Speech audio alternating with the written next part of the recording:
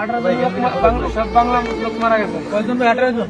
সমুদ্র ফেলা দিয়েছে, লাশ আমরা রাখছিলাম 2 দিন। হ্যাঁ, লাশ পচে গেছে লবণের পানির কারণে। লিবিয়া থেকে 22 তারিখে একটি বোট যাত্রা শুরু করেছিল স্বপ্ন নিয়ে বেঁচে থাকার আশায়, কিন্তু সেই স্বপ্নই পরিণত হয়েছে দুঃস্বপ্নে। টানা 6 দিন 6 রাত সাগরের মাঝখানে 1 ফোঁটা পানির অভাবে মানুষগুলো বাধ্য হয়েছে সমুদ্রের পানি পান করতে। ভাবা যায়, আর যখন পানি আর খাবারের অভাবে প্রাণ চলে গেল, তখন ফেলে দেয়া হলো সমুদ্রে। হ্যাঁ, এমনটাই ঘটেছে লিবিয়া থেকে ইউরোপে যাওয়ার পথে ভূমধ্য সাগরে 18 বাংলাদেশি সহ 22 অভিবাসন প্রত্যাশীর মর্মান্তিক মৃত্যু হয়েছে। এছাড়া 21 বাংলাদেশি সহ 26 জনকে জীবিত উদ্ধার করা হয়েছে। সাগরে মানে আমরা যারা ছিলাম সবাই মিলে পালাইছি, না পালাইলে।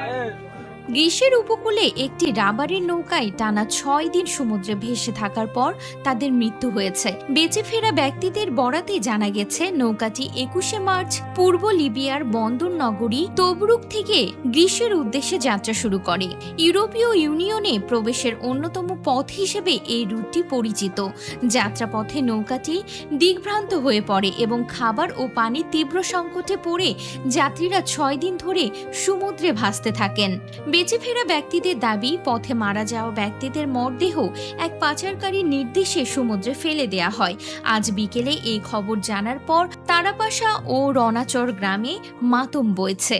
ভাগ্যক্রমে বেঁচে যাওয়া কিশোরগঞ্জের এক যুবক এক ভিডিওতে ওই যুবককে বলতে শোনা যায়, লিবিয়া থেকে সাগর পথে তারা 43 জন রওনা হয়েছিলেন। তাদের বড় বোটের কথা বলে ছোট হাওয়াই বোটে তুলে দেয়া হয়। ওই বোটে 5 জন সুদানের নাগরিক ও অন্য 38 জন বাংলাদেশি ছিলেন।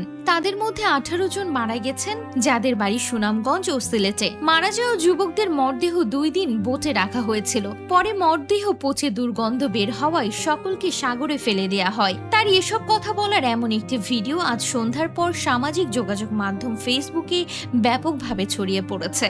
এই খবর শুধু একটি ঘটনা নয়, এটা একটা সতর্ক বার্তা।